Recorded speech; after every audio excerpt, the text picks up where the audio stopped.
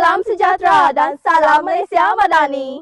Saya Lisbeth Alicia, anak Frankie Ambrose. Dan saya Alicia, anak Lidam. Kami berdua sebagai pegawai eksekutif dari syarikat Cyber Edu Protect Sendirian Berhad amat bersyukur atas peluang ini untuk membentangkan cadangan garis panduan Jaga DW dalam penggunaan kecerdasan buatan AI di kalangan murid, satu inisiatif yang selari dengan matlamat pembangunan lestari SDG dan aspirasi negara.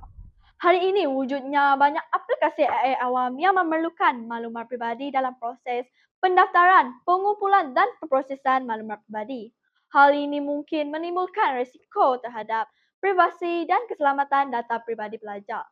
Menurut Syarul Nizam Junaini dalam berita Astro Awani yang menyatakan bahawa kecanggihan AI akan memungkinkan pelaku jenayah cyber melakukan peskaman, penipuan kewangan serta membolehkan mereka mencuri identiti mangsa apabila data pribadi kita berada dalam simpanan awam. Jadi kami akan memperkenalkan garis panduan pertama, jaga data, iaitu jaga data sendiri.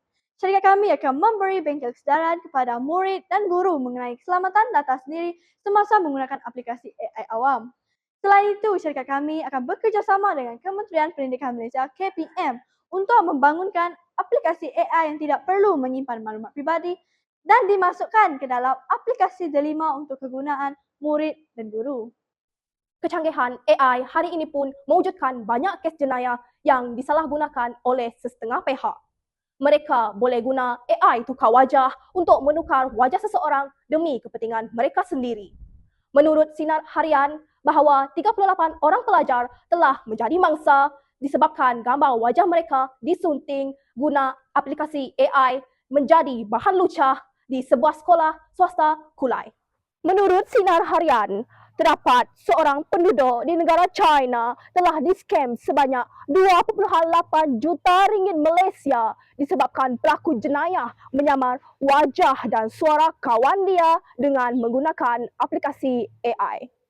Dengan ini, syarikat kami akan mencadangkan garis panduan kedua, jaga W, untuk melindungi wajah murid dan guru supaya tidak disalahgunakan oleh pelaku jenayah. Kami juga akan membangunkan satu sistem keselamatan untuk melindungi data termasuk wajah murid dan guru supaya boleh menjadi data rahsia yang tidak akan terbocor kepada pihak ketiga. Kedua-dua garis panduan yang kami perkenalkan adalah berdasarkan SDG 16, iaitu keamanan, keadilan dan institusi kukuh. SDG ini menekankan keselamatan data dan privasi murid dan guru. Jangan dedah, jaga DW. Sekian, terima kasih.